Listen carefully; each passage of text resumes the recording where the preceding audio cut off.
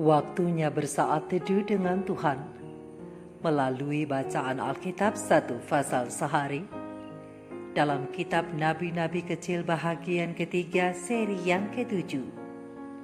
Kitab Amos pasal 7 dengan perikop penglihatan pertama belalang, penglihatan kedua api, penglihatan ketiga tali sifat, dan Amos diusir. Mari baca Alkitab, mari dengar Alkitab, dan mari lakukan apa yang Allah firmankan di dalam Alkitab. Maka iman dan pengharapanmu tidaklah sia-sia. Tuhan Yesus Allah Putra, Alfa dan Omega memberkati, dan Allah Roh Kudus akan menuntun untuk memahami. Salam kasih dan doa dari Rumah Produksi Endang Silitonga Tanjung Bible Audio Ministry. Mari memulainya dengan doa dalam hati.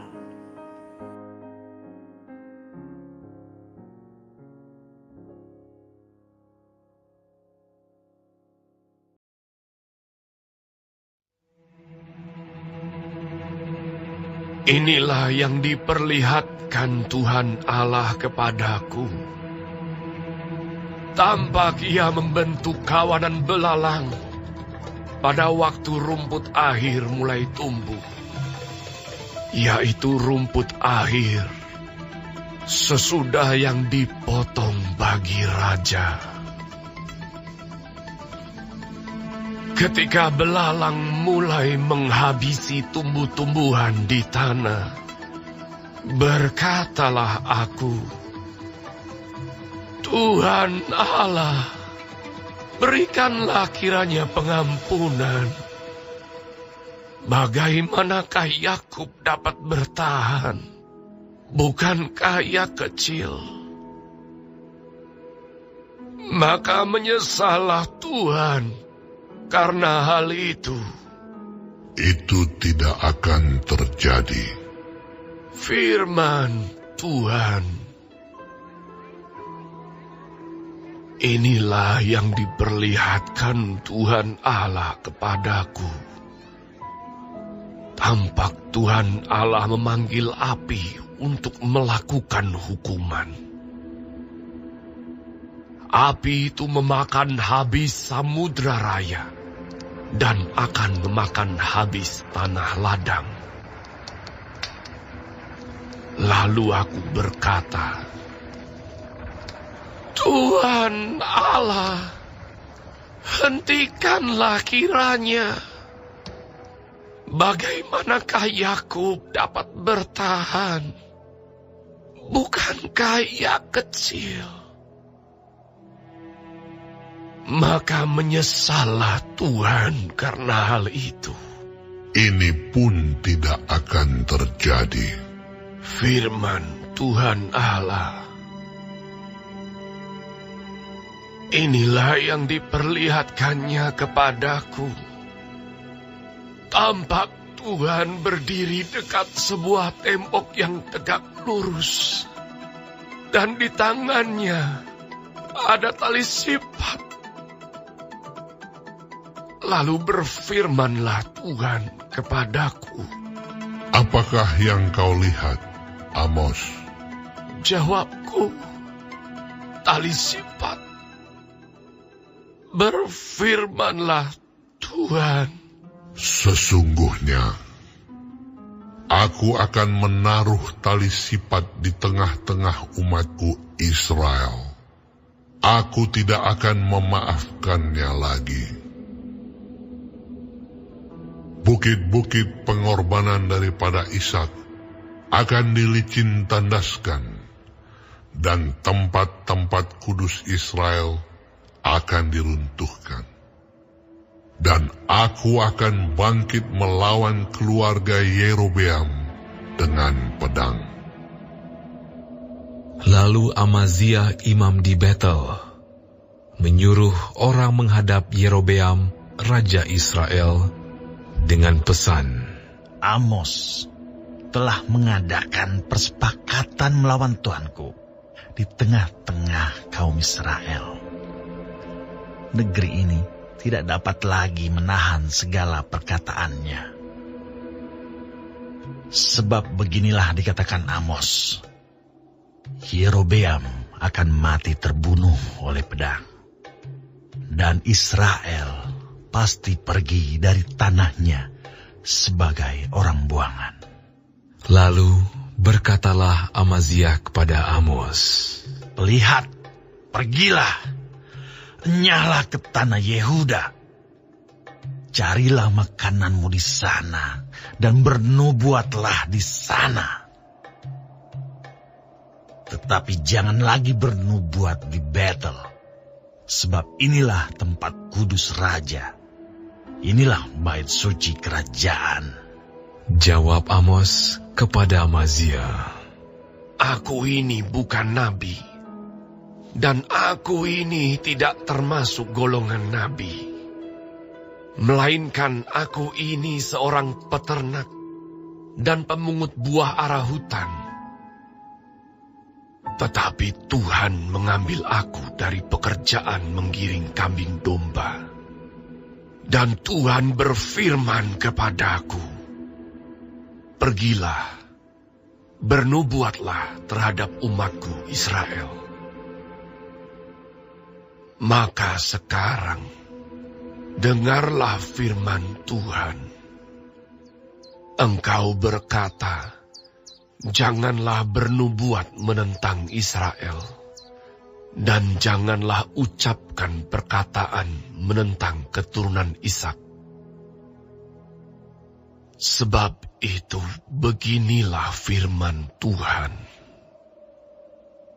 Istrimu akan bersundal di kota, dan anak-anakmu laki-laki dan perempuan akan tewas oleh pedang. Tanahmu akan dibagi-bagikan dengan memakai tali pengukur. Engkau sendiri akan mati di tanah yang najis. Dan Israel pasti pergi dari tanahnya sebagai orang buangan.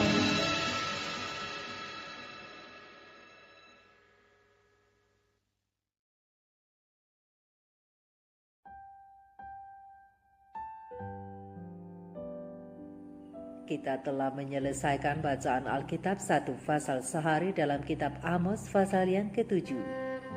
Sedikit perenungan melalui pasal ini tentang teguran yang pahit berdasarkan ayat panduan perenungan.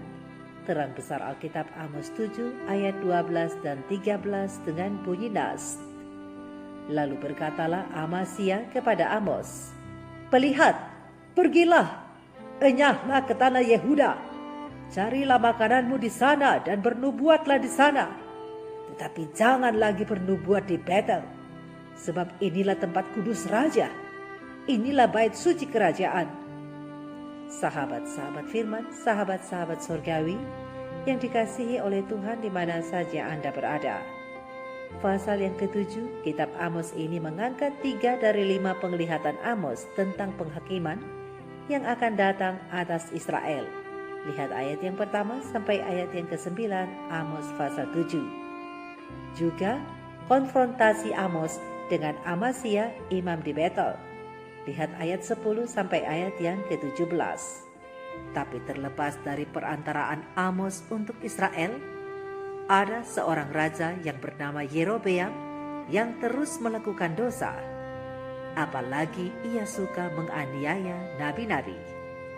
Oleh karena itu, Amazia, imam kepala untuk upacara penyembahan anak lembu di Betel, mengambil kesempatan untuk mengeluhkan kepada Yerobeam tentang Amos, karena Amos tidak pernah memanjatkan doanya untuk mereka.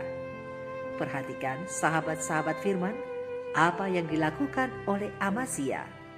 Seperti itulah orang-orang yang berpura-pura suci. Dan biasanya orang-orang seperti ini adalah orang-orang yang tidak suka ditegur oleh mereka yang memang benar-benar telah menghidupkan satu pola kehidupan yang suci. Untuk itu Amos harus bernubuat di hadapan Amazia bagaimana dirinya telah ditunjuk oleh Tuhan Lihat ayat yang ke-14 dan ayat yang ke-15.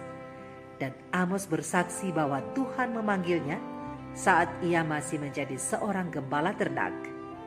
Jadi untuk itu, ia tidak perlu takut kepada manusia, tetapi ia hanya takut kepada Tuhan dan melakukan kehendaknya. Lagi pula kemampuannya berasal dari Tuhan. Amos pun menjadi seorang nabi, bukan karena memang profesinya sebagai nabi atau untuk dirinya mencari nafkah dari profesi itu.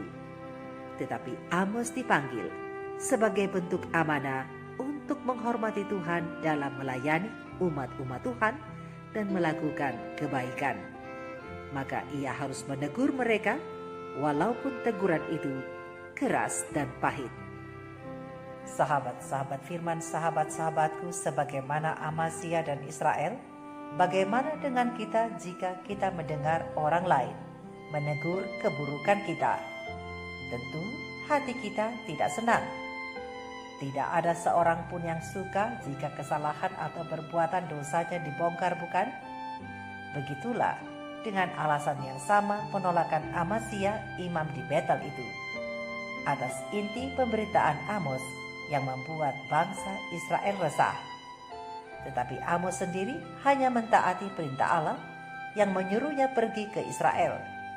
Ia tidak sedang mencari makan melalui nubuat-nubuatnya.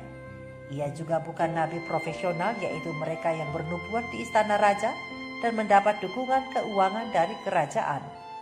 Tetapi Amazia tidak juga mau mengerti bahwa pemberitaan hukuman ini merupakan akibat langsung dari dosa-dosa Israel terhadap Allah, yaitu menginjak-injak keadilan dan kebenaran Allah. Lagi pula sebenarnya sebagai imam, Amazia sudah tidak lagi mewakili umat di hadapan Allah, namun ia hanya sekedar menjadi pemasok kebutuhan rohani bagi orang Israel. Tetapi kerohanian yang palsu, dan sudah jelas-jelas ini ditolak oleh Allah. Jadi sahabat-sahabatku, sahabat-sahabat firman, seandainya pada hari ini, sebagaimana Amazia dan Israel, teguran Allah itu datang kepada kita, maukah kita peka dan siap menerima tegurannya, baik itu disampaikan Allah melalui orang lain, maupun melalui pembacaan firman secara langsung tiap-tiap hari? Ingatlah, teguran tidak boleh kita anggap penghinaan, tetapi suatu kesempatan dari Allah untuk kita bertobat. Bahkan biarpun penghukuman itu tetap datang juga pada akhirnya, kita perlu bercermin pada teguran itu. Kita memang perlu ditegur karena kita penuh dengan kesalahan. Toh juga teguran itu untuk kebaikan kita. Teguran Allah membuktikan bahwa Allah adalah Allah yang sabar, Allah yang sungguh baik. Pena Ilham Ilahi Roh Nubuat Para Nabi dan Raja, halaman 165 alinea kedua, 163 alinea ke-7 dan halaman 164 alinea ke-6 mengatakan bahwa dari keturunan kepada keturunan Tuhan Allah telah berlaku sabar dengan anak-anaknya yang tidak mau menurut. Bahkan sekarang di muka para pemberontak yang melawan itu, Allah masih rindu menyatakan dirinya sendiri kepada mereka yang mau selamat. Sahabat-sahabatku, para pendurhaka seperti kita telah diberi banyak kesempatan untuk bertobat. Bahkan pada saat kita berada di puncak pemberontakan, maka kebutuhan yang terbesar, pekabaran Allah pada kita adalah pengampunan dan pengharapan. Jadi sahabat-sahabat firman, sahabat-sahabatku, jika kita benar-benar ingin selamat, dengarlah suara teguran Allah melalui firman-Nya dalam Alkitab. Carilah aku, maka kamu akan hidup. Janganlah kamu mencari Betel, janganlah pergi ke Gilgal, dan janganlah menyeberang ke Bersheba. Sebab Gilgal pasti masuk ke dalam pembuangan dan Betel akan lenyap. Carilah yang baik dan jangan yang jahat, supaya kamu hidup. Dengan demikian, Tuhan Allah semesta alam akan menyertai kamu seperti yang kamu katakan. Bencilah yang jahat dan cintailah yang baik, dan tegakkanlah keadilan di pintu gerbang. Mungkin Tuhan Allah semesta alam akan mengasihani sisa-sisa keturunan Yusuf. Amos 5 ayat 4 dan 5 dan ayat 14 dan 15. Karena itu sahabat-sahabat firman, jangan buruk rupa cermin dibelah, karena cermin hanya memantulkan fakta untuk kita berbenah diri. Mari kita ucapkan banyak syukur dan terima kasih kepada Tuhan untuk setiap teguran yang memperbaiki supaya kita beroleh selamat. Mari kita renungkan ini bersama. Tuhan Yesus memberkati. Maranatha. Shalom.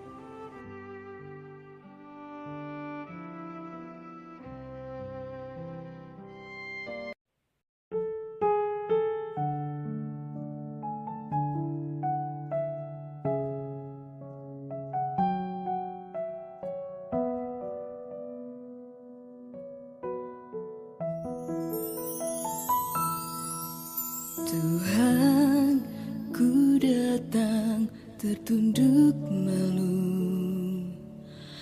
Engkau lihat kedalaman hatiku. Inilah aku hamba-Mu, namun tujuan hidupku hanya melayani diri sendiri.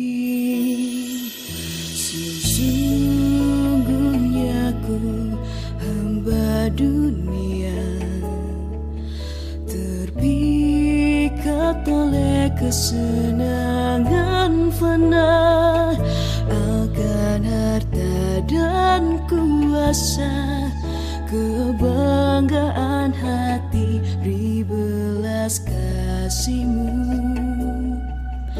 Oh Tuhan, murnikan ku tekad di hatiku, agar ku tersadar menderita dengan-Mu. Murnikan ku, arahkan mata hatiku, agar ku setia